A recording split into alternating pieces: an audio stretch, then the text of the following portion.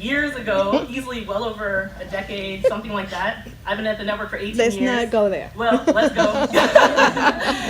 We walked in and she's like, oh, I passed by you because you look so young. I said, oh, Luce, just keep talking. Because I don't think she has aged easily in the time we have known each other. Always so vibrant and energetic, and this isn't a facade, this is Luce, you know, this is what she brings to her work, which is a very impressive whole range of her professional career. So she is a scientist, an author, and educator. Her mission is to make science easy to write for students and emerging scientists. And I can say firsthand, it's so helpful, and so many of us I've heard our board members and other folks in the field talk about how impressive your work is. It's rare at times where you find folks in academia who, just to be quite frank, are very conscious about the generation coming behind them and teaching the lessons learned so that folks don't have to, it doesn't maybe have to be as hard. It's really impressive how you are so conscious about that, and I know that the students that you brought here today, I'm sure, can attest to that, as well as many hundreds of others. As a scientist, she investigates how environmental and social factors interact, producing disease in underserved communities, disproportionately affecting children, and causing health disparities. And she collaborates internationally and nationally, and she uses research data that she created. Well, for example, she used research data that she created that were maps that illustrated disparities in asthma rates in New York City, and this is groundbreaking work that actually resulted in community-based interventions to reduce asthma in children. This is the type of, you know, fruits to nuts, if you will, where the science is totally being applied and applicable, and even going to public policy, public health policy, which is incredible. And talk about the implications, especially in minority communities, extremely important. She's mentored hundreds of students and young scientists using innovative research training methods. She has a doctoral degree, well, she has an undergraduate degree in marine biology at the University of Puerto Rico, and doctoral degree in neuropathology at Albert Einstein College of Medicine, and postdoctoral training at the U.S. Environmental Protection Agency. She's a tenured professor of environmental medicine and public health, and chief of the Division of the International Health at the Icahn School of Medicine at Mount Sinai. We met years ago, but then we got to really know each other when we were at the Institute of Medicine's Environmental Health Sciences Roundtable meeting, and we cannot disclose all that happened at those meetings. It was all very good, but a lot of fun. We had to make them fun, right?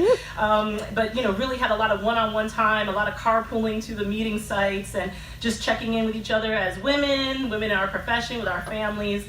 Always have seen you as an incredible mentor, and she served on our science committee for years as well, so there's been a connection to the network for a very long time. Also, she is quite the fashionista of fashion, and you know, Miss New York.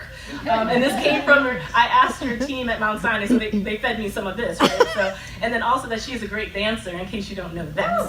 So one of these only events, for salsa. Yes, also. But one of these events will have to have some real dance music, and of course, I would say probably even more importantly, is a wife and a mother to this beautiful daughter, who I know I've been watching grow up before our eyes. I can't believe she's as grown as she is, but I know she's a huge shining light in your life, and one of many reasons that you get up every single day and do the incredible work that you do. So it is with that honor that we are awarding you the Children's Environmental Health Science Award for your child health advocacy and leadership of not only our generation of today, but our many generations of tomorrow. So thank you. When I met Nse at the round table, we were the only minority women in the committee, and I practically threw myself across the table. Sister, you know, it was so great. It's been such a wonderful time to have with you, and thank you, the Children's Environmental Health Network, and Nse and Christy and everybody involved in this for this beautiful award. I'm really honored. In addition to everything that she said in my bio, I want to add something else to that bio that I would like you to know about me. As a child, I grew up in a cigar tobacco farm in Puerto Rico, and so I was also exposed to an environmental chemical during that time. As part of my growing up, one of my favorite things to do in the farm was to help out in the tobacco harvest. And from that, you might think that I was a very good girl, helping out my family in the farm. But actually, every morning before school, I would hang out with the kids that were smoking cigarettes under the mango trees. And one of the things that I noticed is that although I wasn't tough enough to smoke a whole cigarette, after a few puffs, my morning headaches would disappear magically. It wasn't until 20 or so years later, when I was already in the Department of Environmental Health at Mount Sinai, that a colleague gave me a research paper that he had written that talked about how children that work in tobacco farms can absorb nicotine through their skin.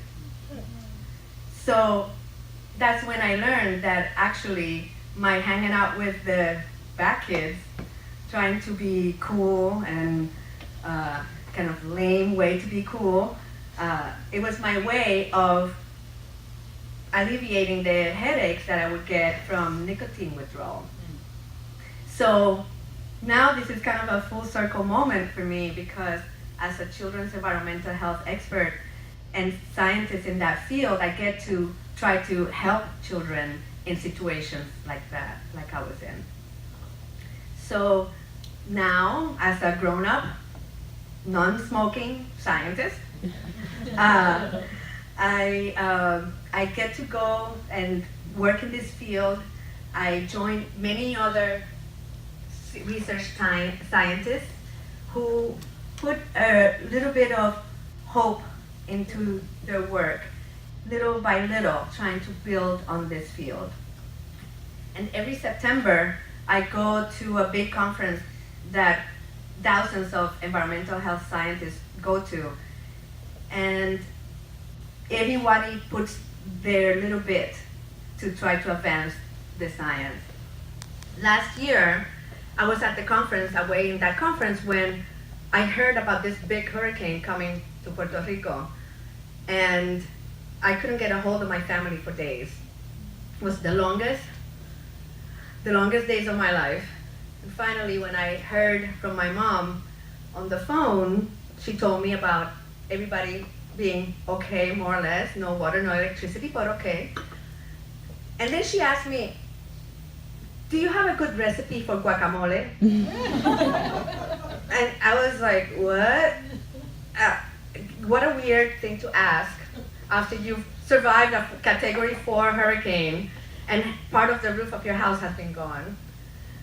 And then she explained to me that all the avocados had fallen from the trees during the hurricane. So she was going to make guacamole. And this is how I learned that every little bit that you do helps give hope. She knew that this one step that she could, positive step that she could take, could give hope to others and to others and to others. So as part of that tradition, I hope that my little bit of science can contribute to this work so that we don't have more children accidentally exposed to nicotine and exposed in their drinking water to lead and in their fish that they eat to mercury, and contribute a little bit to reducing climate change that causes all these terrible hurricanes that bring all the avocados from the trees. So thank you for this recognition, this beautiful award. I love it. And thank you so much for the work that you also do, and congratulations to the other awardees. I'm very, very honored. Thank you.